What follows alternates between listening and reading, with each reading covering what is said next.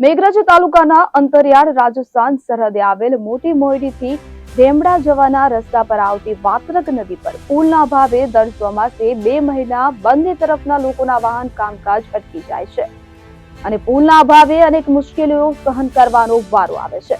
આ નદી ઉપર પુલ બનાવવા અંગે વારંવાર તંત્રને રજૂઆત કરવા છતાં પણ તંત્ર દ્વારા પુલ ન બનાવતા ગ્રામજનોને સરપંચ દ્વારા શ્રમદાન કરી નદીમાં પુલનું કામ શરૂ કરી તંત્રને પડકાર ફેંક્યો છે। મેઘરજના અંતરિયાળ અને રાજસ્થાન સરહદે આવે એવા મોટી મોયડી ગામની ધેમડા ગામ વચ્ચે વિશાળ વાત્રક નદી આવે છે।